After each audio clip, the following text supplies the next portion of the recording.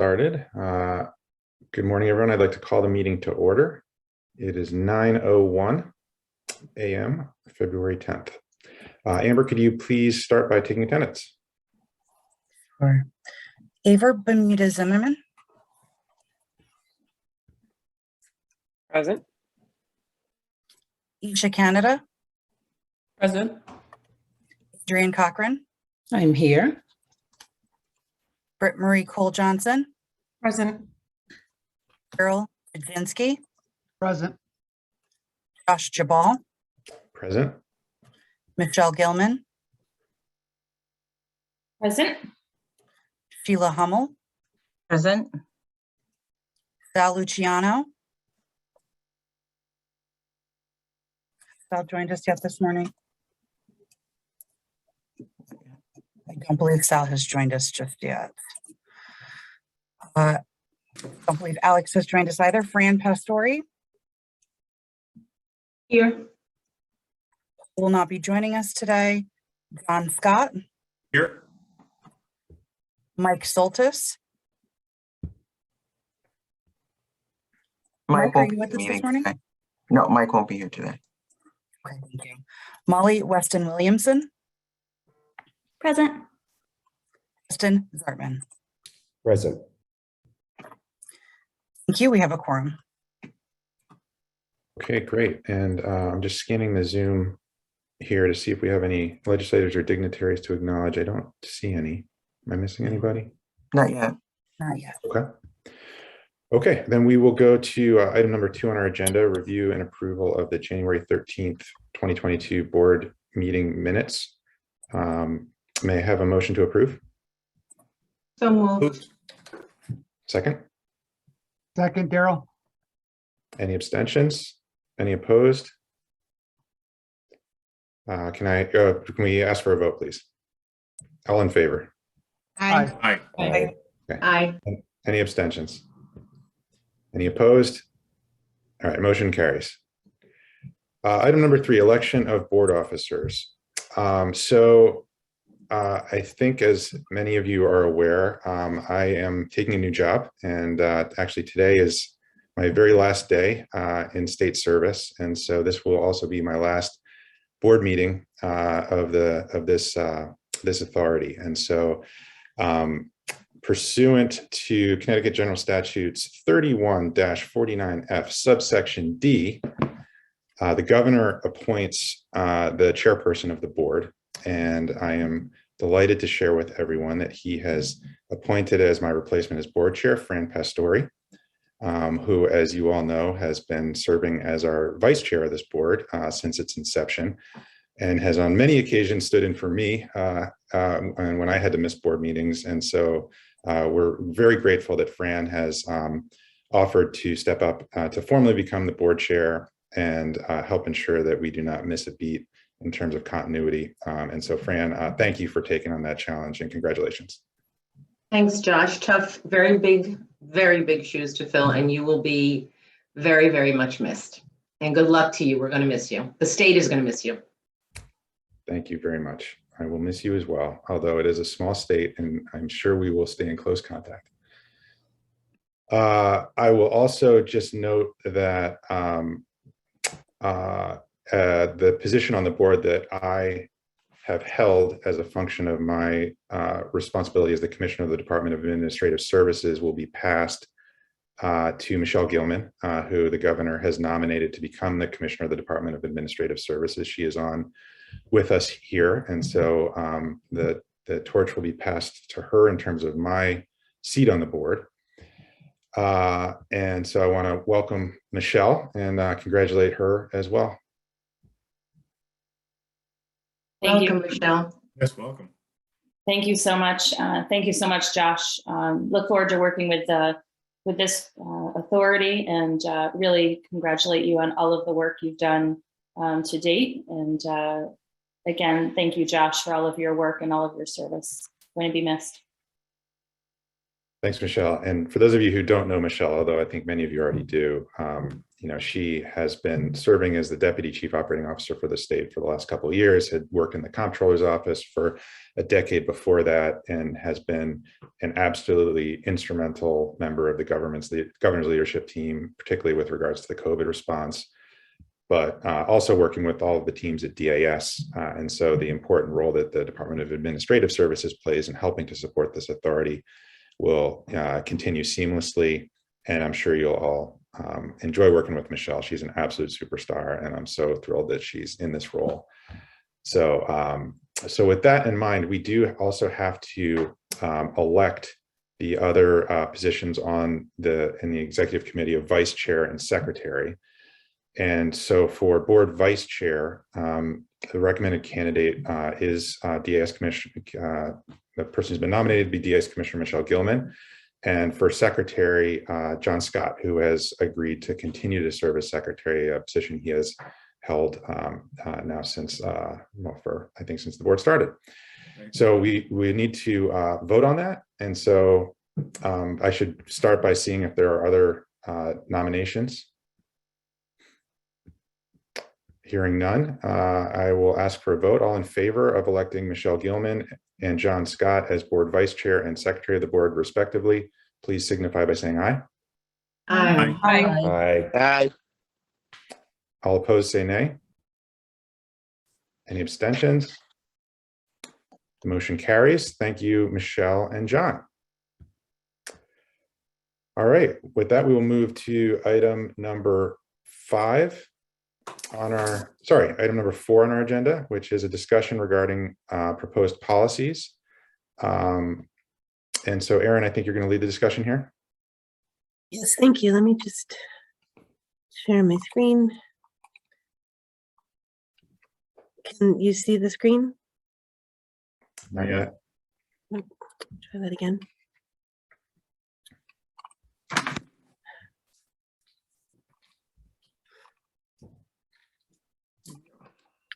Now we can.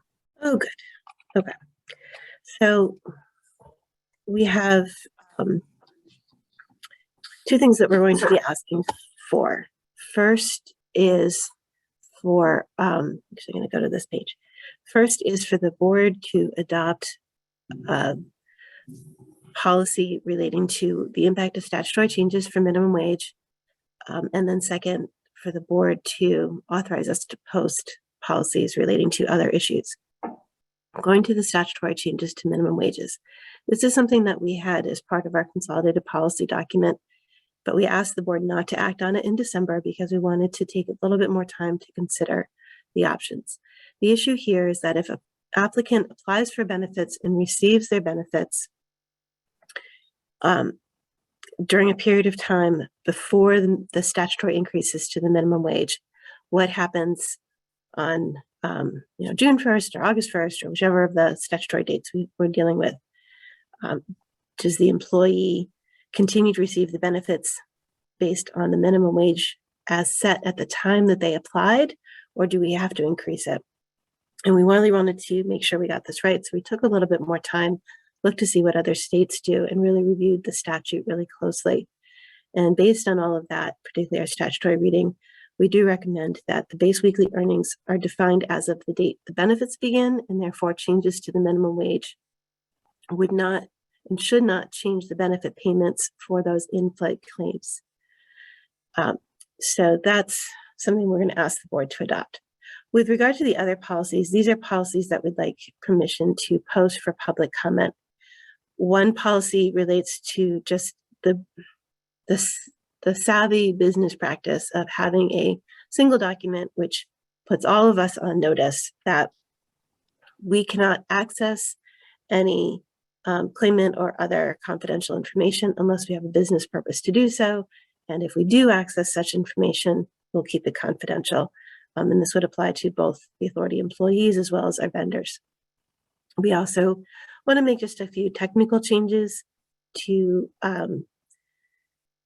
provide consistency with how other state programs work and how our system is working. So, for example, if an individual is receiving severance pay that is not conditioned upon a waiver of rights, that is considered to be wages. We want employees to let us know if they're receiving that. We'd want to ask for the most recent schedule if they have a regular schedule, instead of asking employers to tell us each week how much the person has if they work the same number of hours each week. We wanted to address how we'll handle situations involving two situations. One, intermittent and reduced schedule leave for bonding, which requires employer approval, and a particular type of qualifying exigency leave, which require employer approval. But we have applicants who don't have employers, either because they're sole proprietors or because they're not currently employed. So we just want to address what we'll do in a situation where the statute requires employer approval and we don't have an employer. And then just cleaning up, we're actually trying to get our payments out more quickly than 2 weeks in arrears, so we want the policy to say that. In addition to those technical changes, we do have a number of policies relating to the contribution process, to define when contributions are late and what we will look at for proof of when a payment is made.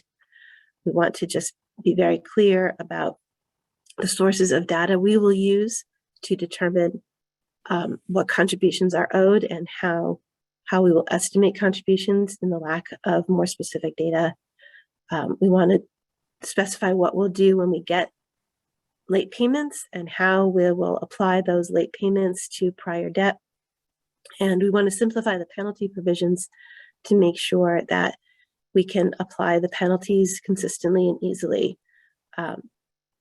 which is the best way to make sure that we're following our own rules. So with all of these other policy changes, we're simply asking for permission to post them for public comment so that we can get the public's points of view regarding these policies, and then we'll come back to the board to report back on those public comments. Are there any questions? I had just two clarifying questions about the proposed policies. So one is just in terms of the changes to the penalty structure, am I reading correctly that it looks like the cap on the penalty is getting reduced pretty substantially? We originally contemplated having a graduated penalty, so first offense, second offense, third offense, but we recognized that actually trying to manage and track whether it's truly a first, second, or third offense would be difficult to implement. So I don't know that, I think on paper, we're taking away our ability to say, okay, we're going to impose a 30% penalty.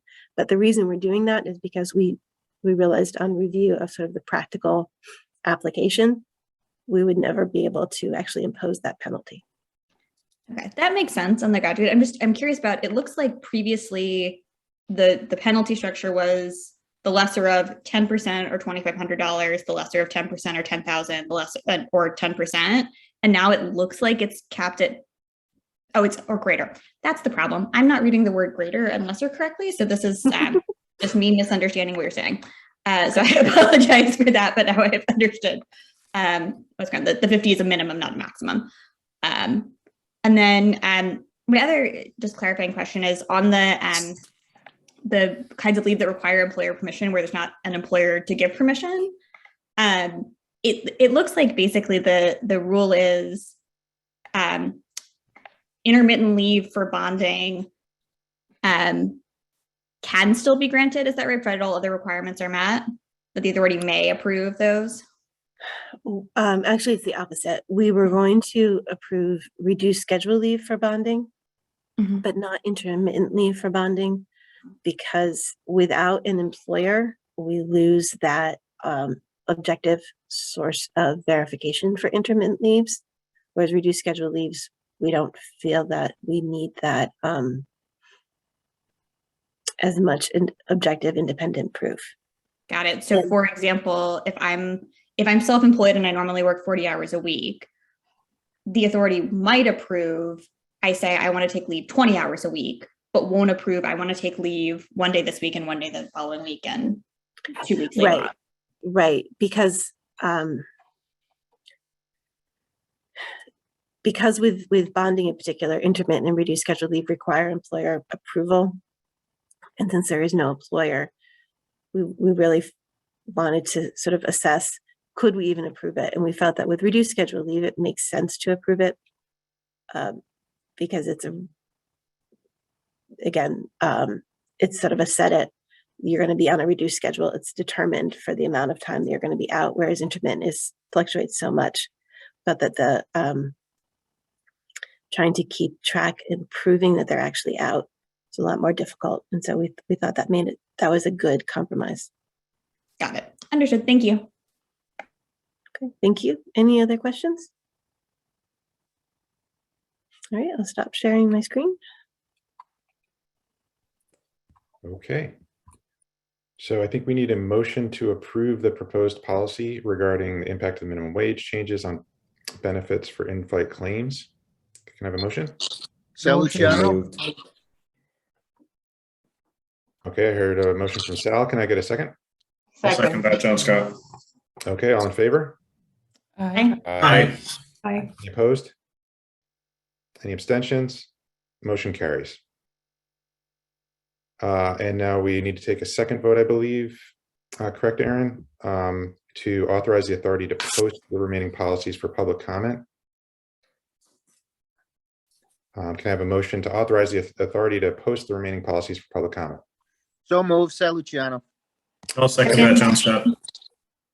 Okay, all in favor? Aye. Aye. Aye. Any opposed? Any abstentions? Motion carries. All right, we'll move to item number 5 on our agenda, which is an update on the Connecticut paid leave staff and wage adjustments. And so I think, Dave, you're going to lead us in an update here. Yes, thank you, Josh. Good morning, everybody. Thank you for joining us today. I'm going to share my screen. Okay, everyone can see it? Yes. Great. Okay, thank you, everybody. All right, we're going to spend a couple of minutes talking about employee wage adjustments. Some background first on employee classifications. So as of January this year, the Paid Leave Authority now has employees that meet the criteria so that some of them are now eligible to belong to a collective bargaining unit. So as a result, the Paid Leave Authority will now have some employees in a collective bargaining unit and some that are not. For those that are in a collective bargaining unit, they can earn salary increases 2 different ways: annual increments or general wage increases. Annual increments, or sometimes known as step increases, generally happen January 1st of the year. The state is still negotiating with the collective bargaining units for the most recent up-to-date pay plan that hasn't been finalized yet. So the current one is still in effect. Historically, the annual increments have sometimes been granted retroactively back to the first of the year, even when the negotiation is finalized after that. The second kind of increase is a general wage increase, or sometimes called a collective bargaining increase. And those are also increases to base annual salaries. And historically, those increases have taken effect on July 1. Now, the authority itself cannot negotiate on its own with a collective bargaining unit. That happens through the Office of Labor Relations, commonly known as OLR. OLR is the state's authorized bargaining representative, and they bargain with the collective bargaining units on behalf of the entire state, including, as I mentioned, the Paid Leave Authority. So having said all that, where are we now? So the Paid Leave Authority started the first quarter of 2020, almost 2 years ago, if you can believe it already. We haven't had any wage increases since that time. Now, in the current fiscal year budget, we do have a potential 3% increase in there for all employees effective January of this year. And that was in order to be prepared for the possibility of bargaining unit increases. So we are recommending going forward with the following. Number one, we're going to implement increases from the bargaining units as we're obligated to do by the applicable collective bargaining unit agreements.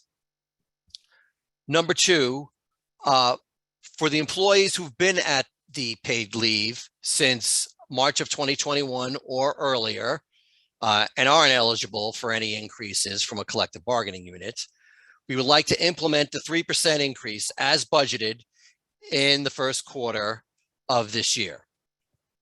And then going forward, our goal is to mirror as closely as we can increases for all non-bargaining unit employees,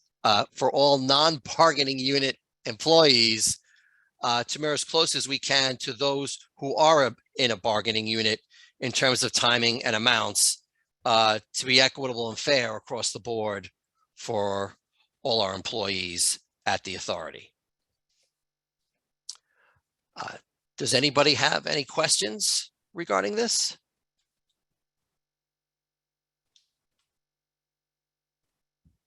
No? Okay. Thank you. Okay, and I don't believe we need to vote on that item, correct? Great. No, Well, I board thank the team for the work they've done here. I mean, I think it's an appropriate step to take, in particular, relative to the amazing work that this team has done and continues to do.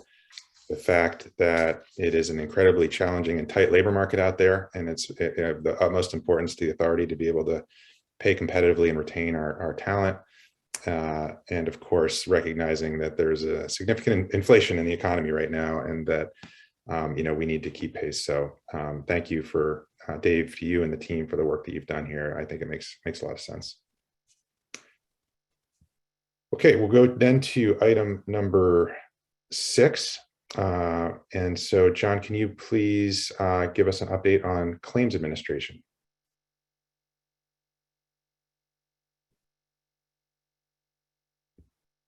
Do we have John?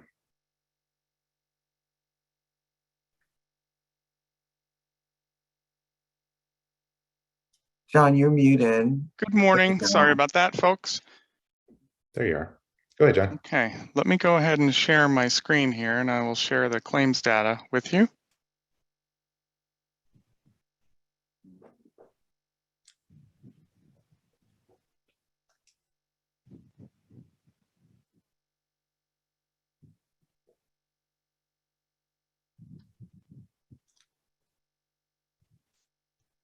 We can see your screen, John. I'm sorry, can you see it or no? We can. Okay, great. Thank you. Okay, so with regard to claims data, let me bring up the second slide here. The claims filed as of 2/8 are totaling 16,992. And you can see the numbers for December, January, and February. John, I'm sorry to interrupt. Could I just ask if you could go in slideshow mode, just for those of us with eyes that are not as good as they once were, so we can read this? Sure. Let's just see where that is here. The top menu, slideshow. Got you. Thank you. Right. You want to go from your current slide. Yeah. Great. Thanks. Sorry about that, folks. Thank you. You're welcome. Okay. So with regard to claims, you can see the intake that occurred in December at 5,209. Significant spike in January, going up to 9,654. And that significant increase in January was mostly related to the national and statewide spike in COVID claims, and also attributable to the commencement of effective dates of the CTPL program. And the totals through 2/8 are 16,000, almost 17,000 claims. Okay, moving along to the next slide, you can see the correlation in this slide to the COVID-related claims with the spike in employees' own illness or injury there, which is a significantly larger than anticipated, again, relative to the COVID claims, and by far the largest number of claims that came in as well. And these are all laid out here, December, January, and then totals as of 2/8 for February as well. And then claims by type, continuous, intermittent, and reduced schedule. See again the large volume of claims in January. And then some of the demographic information. So claims by generation, age, and claims by gender.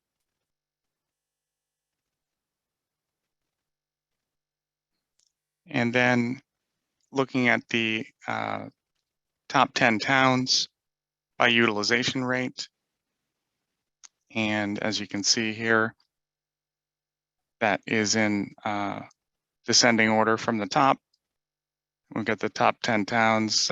We weighted these against the population of the town to get the appropriate utilization rates for each of those towns.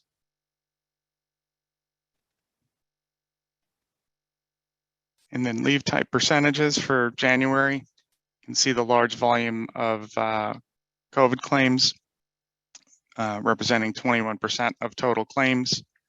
And again, that would also be a component of the own illness.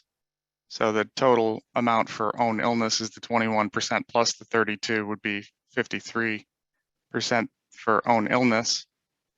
And then followed by pregnancy, birth, childbirth, and bonding claims as well. And then a quick slide here on the submission method. So we still have a very high level of claims being filed over the web. And then of course, by telephone as well. And here are some of the customer care center statistics, the numbers of calls received. And again, they're handling even that volume quite well with answered in 30 seconds at 94%. Average handle time, very low abandonment rate, and average hold time remaining relatively low. And then you can see the after call work time as well. So that concludes the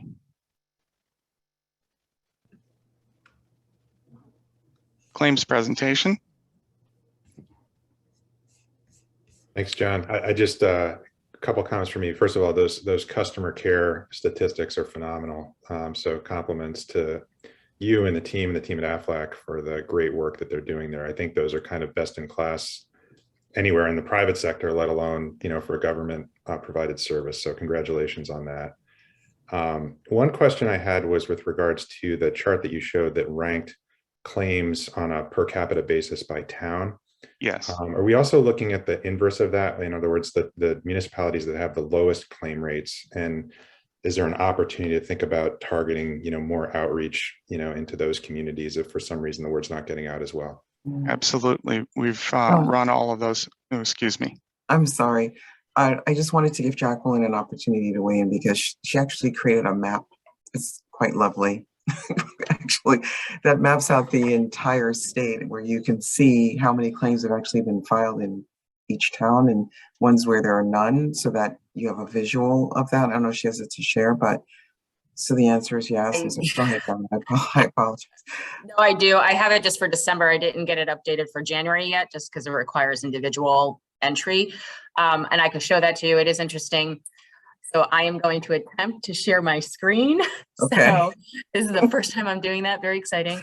Thank you for being with me on that. And here it is. Okay. Can you see it? Yes, we can. Okay, there it is. So, so this is based on December. It's very similar to January, but there are some tweaks. And just so that you can see, the white means that we had 0 claims from those towns, and the blue is the next lowest, and it just goes shading light to dark.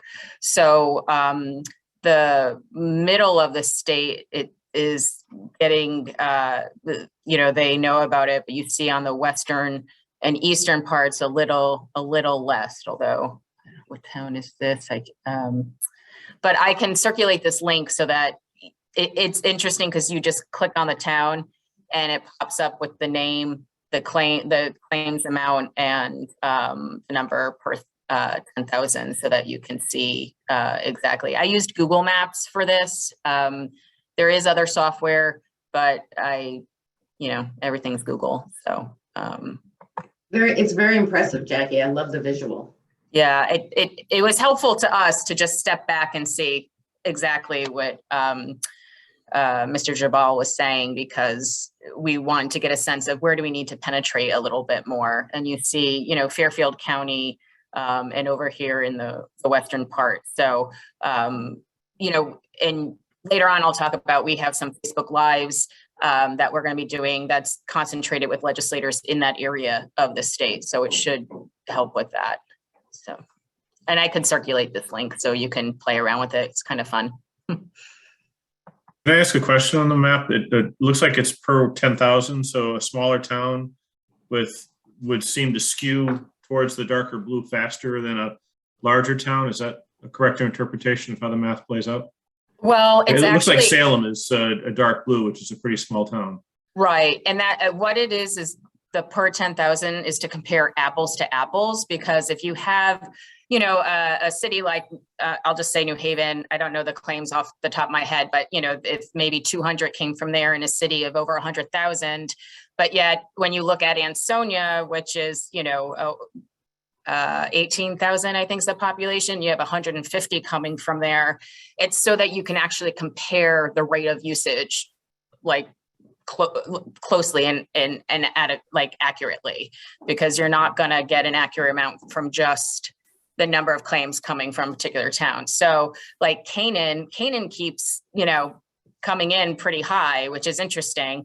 And Ansonia is also interesting just to see the rate of usage. And I think that was what was interesting to us, is that we expected to see all the cities to be the ones with the highest rate of usage, but then you're seeing it's actually the smaller towns in all over the state where there's, a higher rate of usage. Is there any, Jackie, and I don't know if we even have the bandwidth to do this, but I'm curious about the demographics and both age, especially around age. I'm thinking about Ansonia particularly, but age and socioeconomics. Is there a way to look at that, and do we care about that? And put it into a map? Do you mean? Yeah, I mean, we can dig a little deeper on that. I just personally don't know the data on that, but that's something that we can definitely look into. I mean, you can create it to see however you want it to convey whatever data. So I'm happy to work on that. I can talk to John and we can get that up and going. I would personally be really interested in what that looks like, what the demographics look like. All right, great. I like to personally comment on the adoption levels of online claim submissions for a brand new system that's gone live, that the adoption rates are really, really high.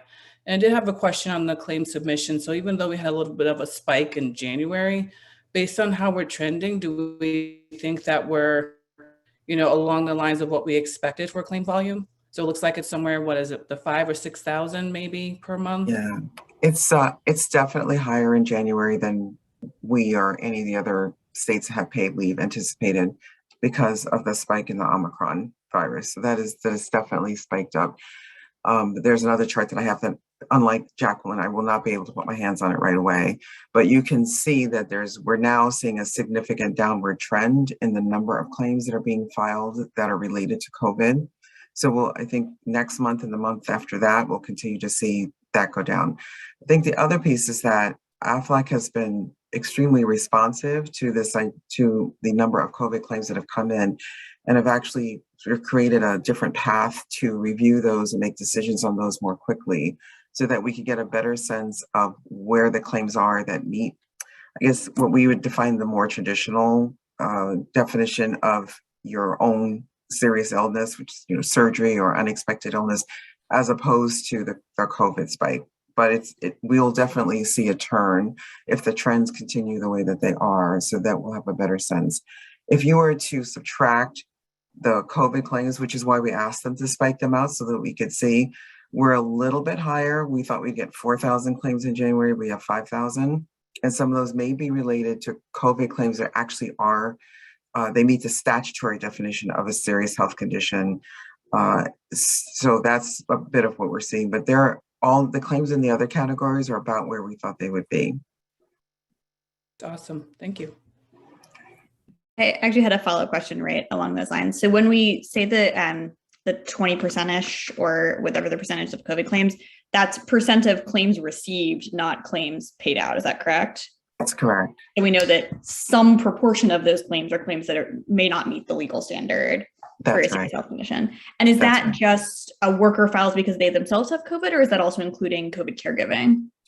It includes both. So it has included COVID caregiving.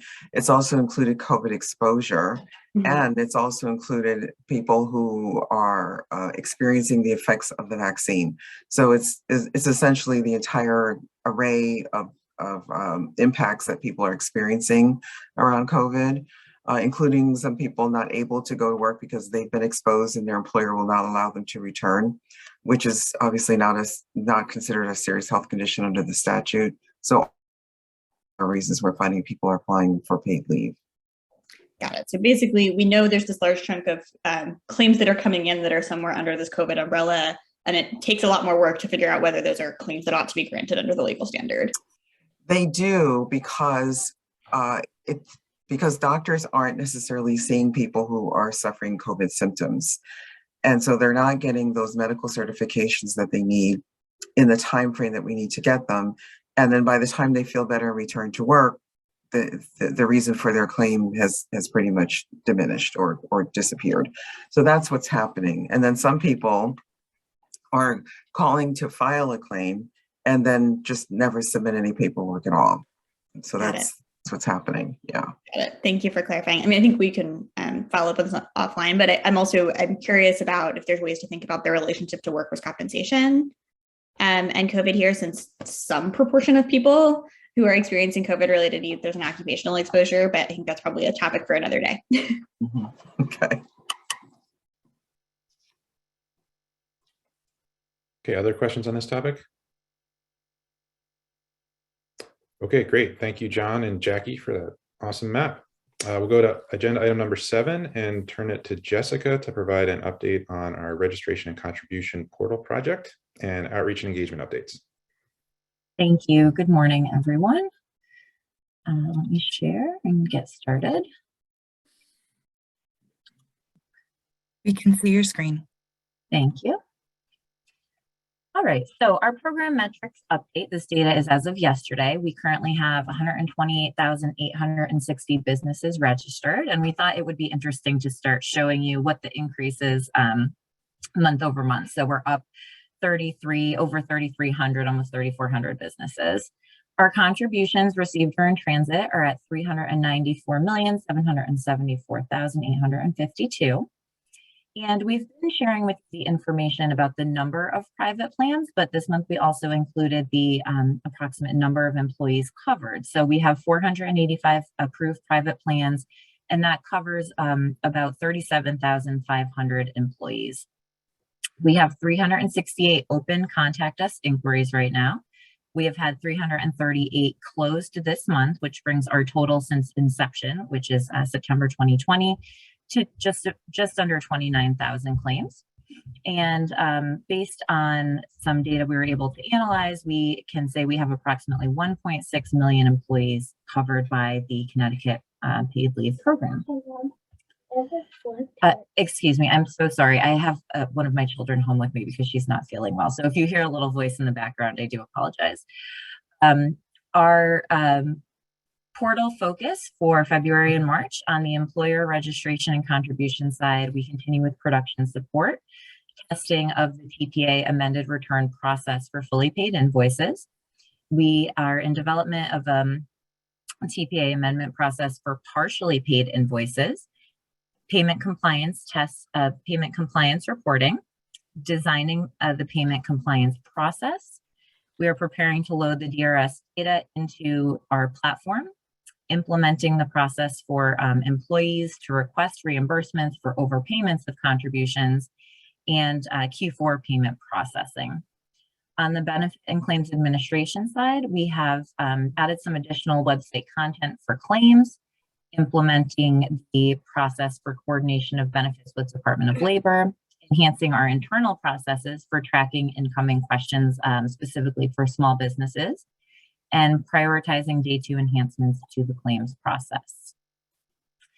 As we move on to our outreach and engagement updates, I wanted to share the website statistics. Last month I shared December, which was our by far our highest rate of website usage since the website was created. And in January, we saw that number increase even more. So you can see across all the different statistics, we have had increases. 25,000 roughly more users than last month or than December. They're coming to the page more frequently. So our average sessions went to 2.09 from 1.6, which correlates to more page views. They're looking at more pages per session and they're spending more time with us. And then our bounce rate has decreased, which essentially just means that they are spending more time on our page. They're not coming in and leaving very quickly. Jessica, yeah, Sal has his hand up. I didn't know if you could see that. Okay. I do. Not to be picky, but just for clarification, you mean January 2022? Yes, I'm sorry. Yes. It takes me a solid 2 months to start putting the right year when I'm writing dates. So thank you. Thank you for catching that. Yes, this is January 2022.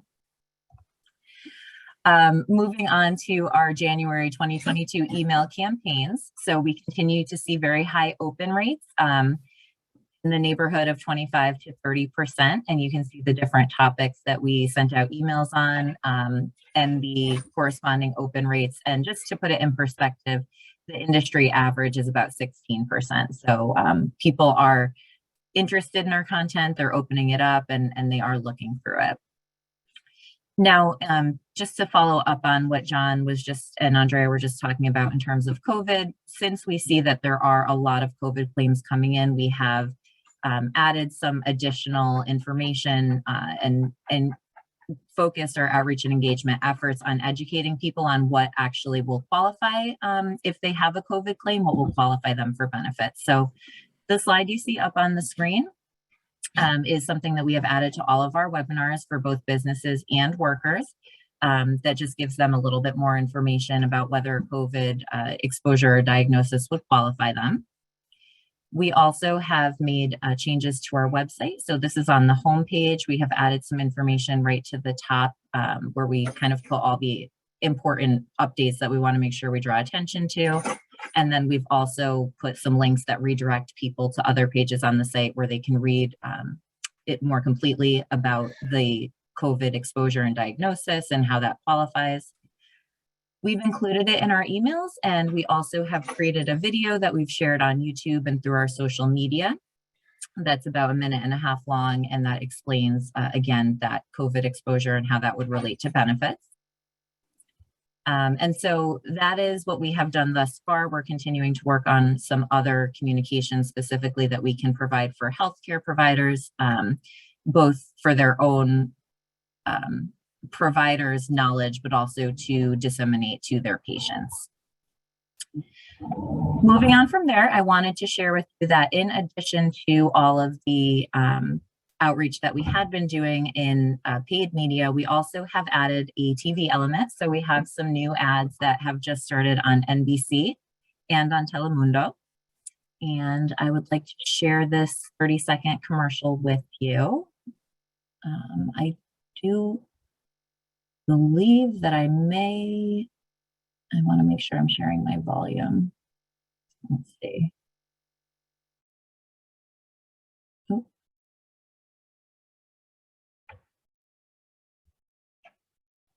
I'm just going to play the first couple seconds. If someone can let me know if they can hear the volume, that would be great. No, we can hear. No, okay. One of these days I'm gonna get it properly from the beginning. Here we go, share sound. Okay. Now, most Connecticut workers are able to apply for up to 12 weeks of income replacement to take time away from work to care for themselves or a family member who is seriously ill, or for certain other reasons, such as bonding with a new child, caring for an injured military family member, being a bone marrow or organ donor, or addressing family violence issues. Connecticut paid leave means you can care for yourself and your loved ones and have income security. Benefits are now available. Learn more or apply today at ctpaidleave.org. Now, most. All right, so that is our new commercial, and we have a very similar version in Spanish that just has some different images to align more closely with that audience. I'm also really excited to share with you, you've heard us talking for a while about our podcast, and so the first episode has been released. Wanted to really thank and acknowledge Nancy Barrow, our engagement manager, for her work on this. Nancy comes to us from the radio world, and she is extremely talented. She's been putting so much work into this, and her first episode was an interview with Andrea. And Andrea is also a natural. I told her she can always go into broadcast if she wants a career change. But you can see the highlighted link up there is where you can listen to the podcast, and if you have some time to check it out, we would love to have you do that. We're really excited about what is going to come of this and some of the different topics that Nancy's working on for future episodes. Jessica, I just want to say it was extremely well done. So kudos to the team, and we're posting it. So I would love it. I mean, I know you already sent it out to everyone, but I would encourage all board members to, if you are on social media or you have, whether it's your personal or business, if you would share it, I think it would be great. So we've been doing that, and I've been doing it personally too. Thank you so much, Fran. Yeah, and I take absolutely no credit. This was all Nancy. She has been working so hard on it, and she's amazingly talented. So we're very lucky to have her and have her working on this project. And then I wanted to just share with you and thank Fran for, she did a very eloquently written op-ed for us in the Connecticut Post. If you haven't seen it, I can circulate the link for you. And then it was also picked up by the other publications that you see. So some great statewide coverage in New Haven, Darien, Greenwich, Danbury, Middletown, Norwalk. So thank you again, Fran, for that. And with that, I'm going to ask Jacqueline if she can chime in to provide some legislative updates. Thank you, Jess. So the legislature went into session yesterday. I think you may have heard the governor give Andrea and the team a great shout out in his State of the State speech. And with that, we know how things get a little nuts with committee hearings, and this is a super short session this time around. So we were trying to get in as many briefings as possible with each of the individual caucuses, and we succeeded right up until the day before session. So we're so happy we were able to get that done. But we did a claims demo for Representative Aurora, which was great. It walked him through the user experience from our website as well as the AFLAC website. So he really enjoyed that and appreciated that. It's something that we make available to anyone. So we're excited, and that really kind of helped crystallize the process for him so that when speaking with constituents, he can give them better guidance. And we did the briefings for House Republicans and House Democrats on the 24th. We did a briefing for Congresswoman Rosa DeLauro, who many of you may know has been a nationwide champion for paid leave. And we just wanted to update her on what we were doing here. We are hoping to be able to do more with her in terms of what's going on nationally, but also hopefully getting her for our podcast. We are following up on that to see, because it would be great to hear her story of the work she's done on it. And then we did the briefing for the Senate Democrats and Senate Republicans on the 31st and on the 8th, respectively. And we also did a briefing for the appropriations chairs, just so that they had an understanding of, what's going on here. And they appreciated that as well. So out of these briefings has come a lot of constituent inquiries, which has been nice to create the relationship of where they need to, so the legislators know where to go when having a constituent issue. So it's been good, and we've been able to get back to them in a timely fashion. And Kathy has been doing an amazing job on that. So props to her, and John as well, and Amir, who have just been amazing to work with. And I also want to give a shout out to Jessica, who helped put the slides together for all of these briefings. It's not easy, but she did amazing work. And as I'm learning the new Microsoft environment, it's been hugely helpful. So thank you for that. And if you want to go to the next slide, Jess, just for what's coming up. The other thing that came out of these briefings is some Facebook Live events with legislators so that they can do direct outreach to constituents and have a direct conversation about the process and going along. So we start on Monday, 9:30 in the morning with Representative Hughes. And it's, the idea being Valentine's Day, and, Connecticut is the paid leave is a Valentine to the workers of Connecticut. So we will be doing the 14th, 15th, and 16th. If you would like to join, we can circulate information on that. And in March, Representative Thomas, what's interesting about that Facebook Live is she is in a network group that's sole proprietors, which we have been trying to do heavy outreach to. So that is, that's very exciting as well because of that connection there. And another type of outreach we've been doing, states have been approaching us about how we got paid leave set up so quickly and so well. February 22nd, we'll be having a conversation with Delaware State Senator Sarah McBride and her chief of staff, Jesse Chatterton, just about the paid leave program that here. And there's legislation moving through in Delaware on that. Interestingly, the bill number is SB1, which is what also passed here, paid leave. So we're looking forward to those conversations.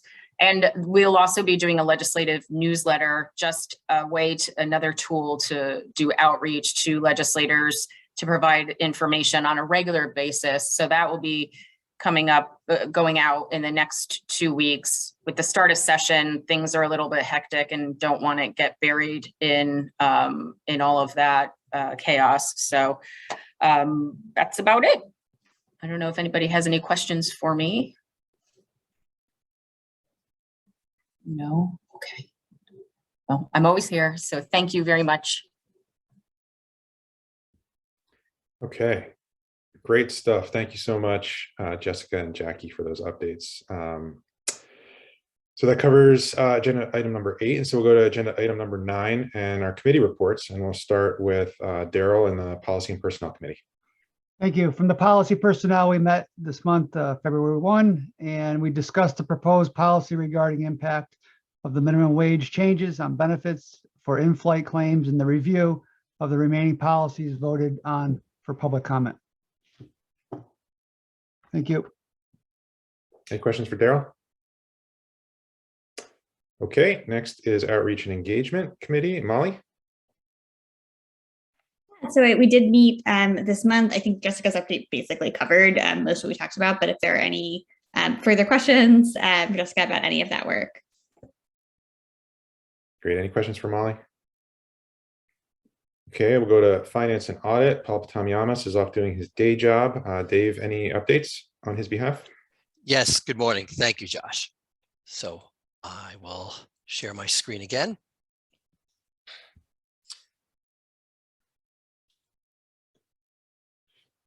Okay. Everyone can see it, hopefully? Yes. Okay, great. Thank you for the verification, Amber. Okay, so we're going to talk about the results for the month of December, give you a preview of expenditures for the month of January, and give you an update on our mid-year budget review and where we project to be by the end of the year. So for the month of December, the authority spent $779,000. $549,000 of that was on salaries, benefits, and taxes. $120,000 of that was for the contact center, and $63,000 of that was for outreach. Also, in the month of December, we determined that there was some development work done by an outside temporary developer for the benefit claim system, and working with the Office of Policy and Management, otherwise known as OPM, we determined we were able to use bond funds for that. So in December, we reclassed that amount of 107 from seed and operational reserves to bond funds. We expect to spend about another $100,000 of the bond funds for that purpose. Cumulatively, where we are to date. Oh, let me go back. Did mention the best news. We are ahead of budget for the quarter by $655,000, and also ahead of budget for the 6 months year to date by $925,000. Cumulatively, we have spent just under $20 million since inception for the authority, $6.8 million of that in the current fiscal year. And of the almost $20 million that we spent, $8.2 million has been on the employee contribution system, 1.6 on the benefit claim system, $219,000 for the benefit appeal system that DOL is helping us out with, $4.4 million on salaries, benefits, and taxes, $1.8 million on our support teams, and $1.7 million for post-production support, as well as $607,000 for our outreach efforts that Jessica shared with you earlier. I'm going to go to the next screen as soon as it lets me. Hold on one second.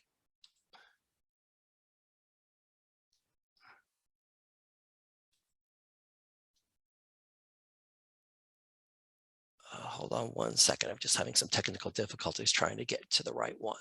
Just bear with me. Thank you.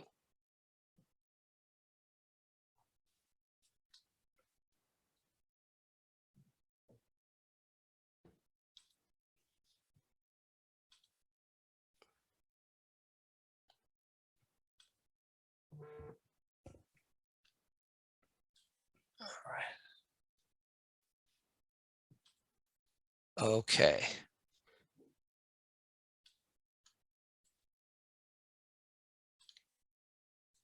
Okay, everyone can still see this clearly, correct?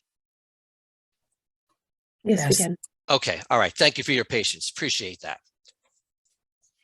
Okay, so let's talk about our bond funds, since that's where much of the money comes from. For the month of December, the only thing we did spend on bond funds, and actually it was just the reclass that I mentioned before, was the $107,000 that we reclassed for the temporary services we're using for development work of the benefit claim system.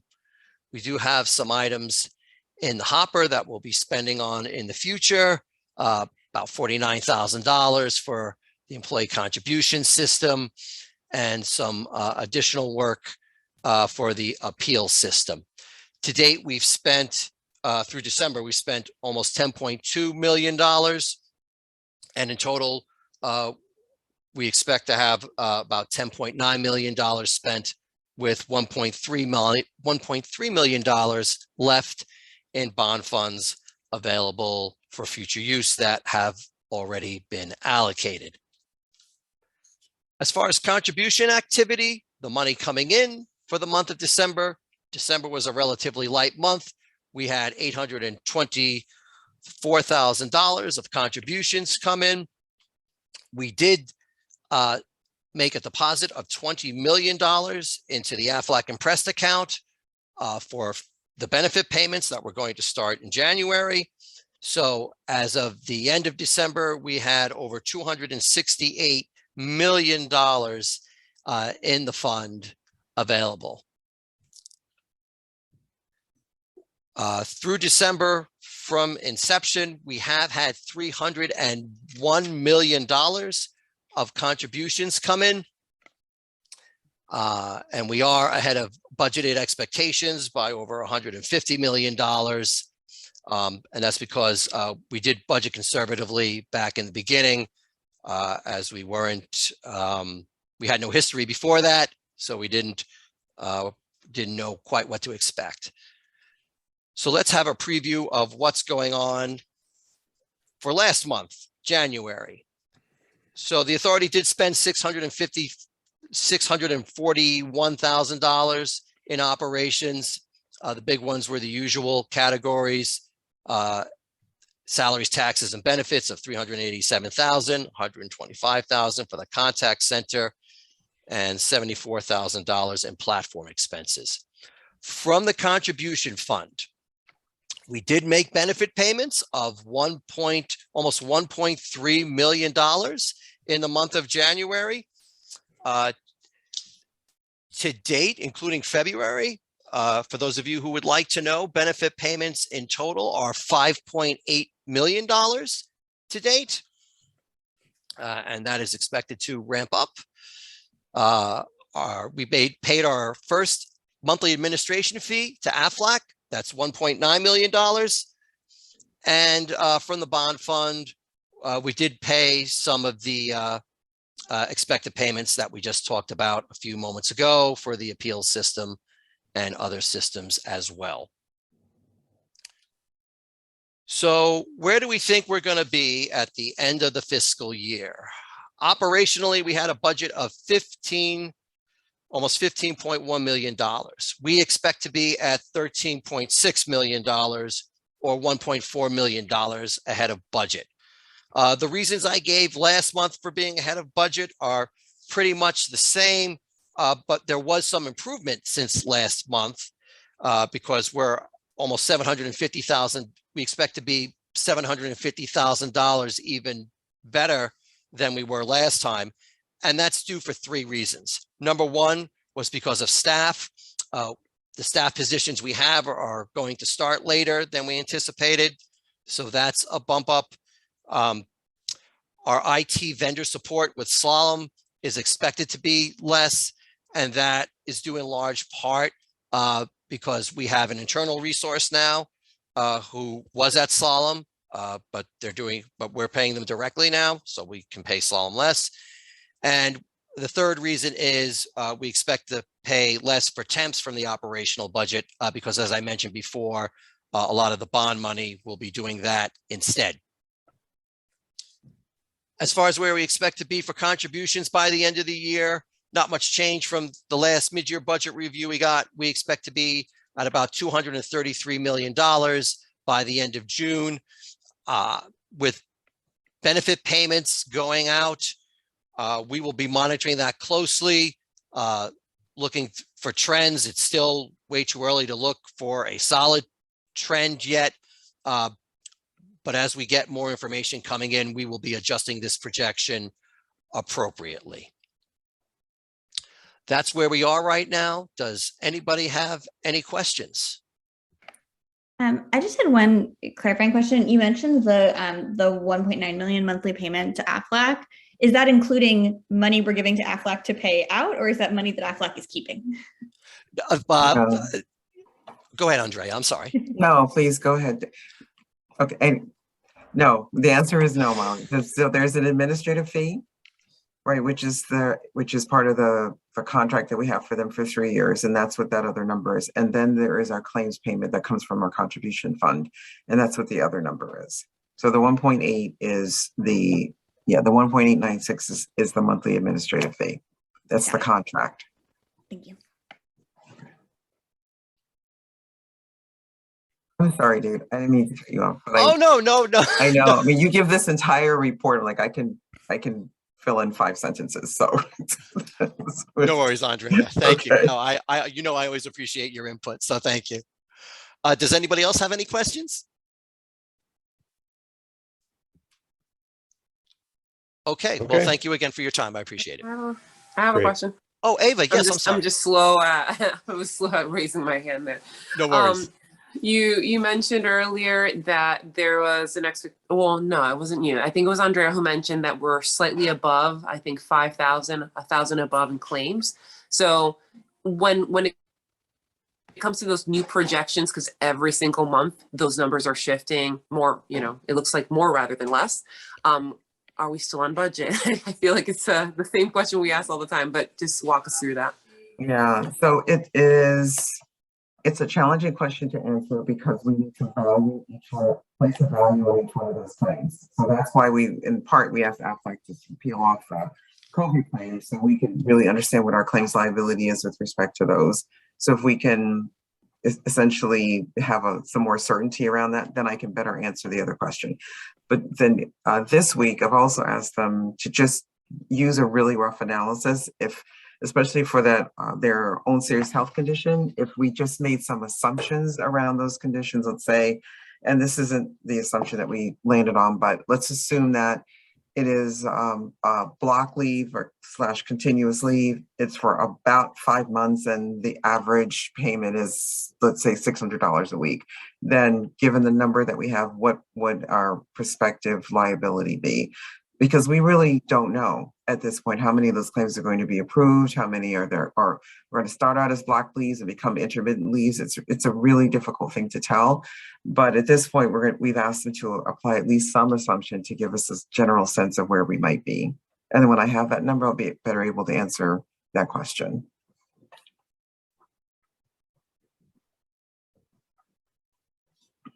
Anybody else? Okay, thank you. All right, thank you, Dave. Item number 10 is our CEO report. All right, so this is the case in virtually every other month. I don't have that much to report because this team does an extraordinary job, but I do have a few things I'd like to report. First, I want to thank Fran for agreeing to be the board chair and thank the governor for appointing her. Fran, I'm really excited that you've taken on this role and I really appreciate you doing that. And I appreciate all of the work that you've done while Josh has been saving lives in the state of Connecticut. So thank you very much for that. And I want to welcome Michelle. I'm excited to work with you. And I think this is essentially how our board meetings usually run, but we're happy to answer any questions that you might have. And I'm looking forward to a really strong working relationship with you. So a few staff changes that I wanted to announce. You know that for some time I've been looking for a chief operating officer since Chris Floyd's departure, and I know we all loved her. I think even within our team, we were in a bit of denial and hoping she'd come back at some point, but we finally had to accept our reality, realize that she was not going to do that and that we needed to find someone. And we have, and that person is Erin Choquette. So Erin will now be our chief operating officer as well as our general counsel. And I couldn't be more excited and thrilled. I think she's the perfect fit in so many ways. And I'm delighted that she's agreed to take on this additional role. But that also means that Michael Cesar, who is also our exceptional associate general counsel, is going to need some help. And so we will further define what that looks like and then come back to the Policy and Personnel Committee and then the board and let you know what we're recommending in terms of providing support in for our legal team. But I'd like to just take this opportunity to congratulate Erin, who's you all know is exceptional. I'm really happy to have her with me every day. She's essentially we're formalizing what she does every day anyway, to be honest with you. So that's where we are. We also had our team member, Amir Khan. I think some of you have seen Amir. Amir is going to be out for quite some time. So I've asked John Simonetti to step up and become the interim leader of the benefits and claims team. So John, thank you for agreeing to do that. We appreciate that. John has been a part of the team, I think since September, October, somewhere around there. So that's in a 2-year-old organization. You're a veteran. That's how that works. So at this point, we're really happy to have you. And Nancy, again, I really want to thank you. We're getting such positive feedback about the podcast. This brilliant idea. It's just going so well. And we have more that are coming. So we really want to thank you. And then finally, and for me, this is the hardest part. I really want to say something to and about Josh. So as many of you know, I worked at Hark for 10 years and decided that I wanted to make a transition, but I was really deliberate and thoughtful and planful about that. So when the opportunity came to lead the Paid Leave Authority, I was excited about the chance to be able to provide a paid leave benefit for the 1.6 million people who are eligible, potentially eligible for it in the state of Connecticut. But I was even more excited to come and work for Josh. He was a pivotal reason why I decided to come and work in state government. He was just an exceptional leader in so many ways. And while we hadn't met that often, just really in the interview context, I just knew that working for him and with him would really be great. I did not know that 10 days later, he would show up in my office and say, I'm going to be the chief operating officer. So, off you go, do your thing and come find me if you need me. But in the 2 years that I've worked with Josh, he has supported me. He has been a confidant. He's helped me work through some really difficult circumstances and challenging circumstances, which you might imagine are just part and parcel in standing up a new authority, especially in the midst of a pandemic. There was never a time when I said, I need 10 minutes, I need 5 minutes, where he'd said, I don't have that for you. Given all of the responsibility that he had, he was always present, always thoughtful, always supportive, and I will always be grateful to him for that.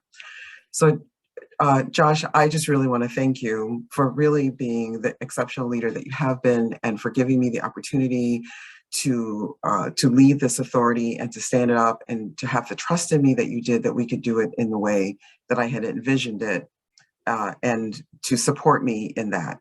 And I wish you all the best as you go on, and everyone in this state really should thank you, because it was your vision, your leadership, your direction, your commitment to keeping us safe, which is why we are in the state that we're in today, when other states are still really struggling with the outcome and the effects of COVID.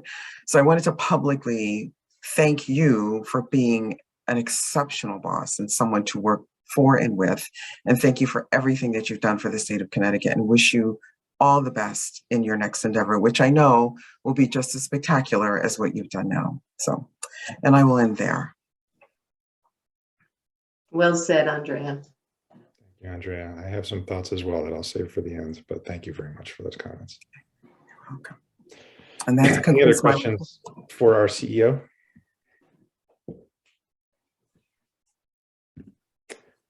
Okay, in that case, we will move on to item number 11, old business. Is there any old business? Hearing none, we can move to item number 11. Is there any new business?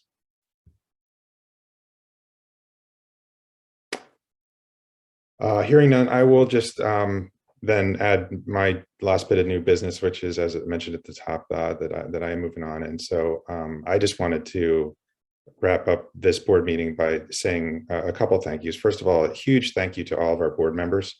Many of you have been here since day one, when our first board meeting was basically us all standing around or looking at each other with nothing, saying, wow, we have a lot of work to do. And those of you who were there at the time remember that meeting, and have been on the journey ever since, and have been so fortunate to pick up some amazing additional board members along the way. But I'm really proud of the degree to which this board has worked together really well. We've challenged each other at times. We have not always agreed on everything, but I think we've debated the important issues appropriately, and in the end, gotten to the best possible decisions. And that's obviously an important characteristic of well-functioning boards, and that's because of all of you and the approach that you've taken to this challenge, serving on this board. You all obviously do this as volunteers, but you've put in an immense amount of time, and I know we're all incredibly grateful for your service to the board here. I also want to compliment all of our board members for getting our first and most important responsibility incredibly right, which is the selection of our CEO. And to that end, I think it's quite self-evident at this point that what an amazing decision we made in hiring Andrea. The degree of difficulty of what we asked her to do to stand up this authority from nothing, in basically less than 2 years from when she came on, to be fully functioning, providing claims to the people of Connecticut, And then, of course, we went ahead and set the bar even higher by, our expectations of the quality of the services that we expected to be able to provide to people. Not just, check the boxes of what the statute requires, but really provide a delightful experience to the people of Connecticut who are going to be accessing these services, and make it as easy as possible as well for businesses to be able to comply and support the legislation and their employees in this regard. And then, of course, in the meantime, things conspired to put additional headwinds against her in the form of the once-in-a-lifetime global pandemic that she had to execute through. And then, as we've mentioned on this call a couple of times, the first month of claims happened to coincide with the Omicron spike that flooded the claims process. So, you couldn't kind of make up circumstances to make it even more challenging than it already was. And yet, when we looked at the numbers, they really speak for themselves in terms of the incredible quality and excellence with which she and, of course, the amazing team that she has built have executed.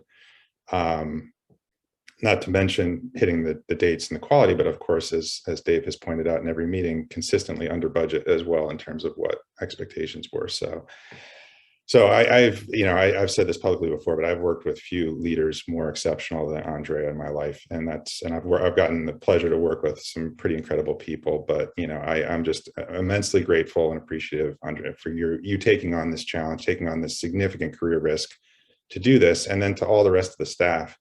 Joining a startup is not for the faint of heart, and that's really what this was.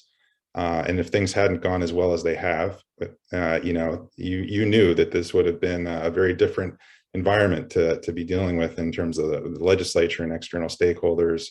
But you all were willing to take that risk and that challenge and jump on this team as well, and have played in each of your own ways, incredibly important roles to the success that this authority has achieved. So I just want to express my deepest thanks to all of you for the opportunity to be your colleagues on this journey, and congratulations for the incredible successes that you've delivered. So thank you. And with that, I will ask for a motion to adjourn. Motion to adjourn. Second. Second, Fran. Second. All in favor? Aye. Aye. Everybody, good luck. Take care, You too, Josh. Josh. Thank you. Bye, Josh. Thank you so much. Bye-bye.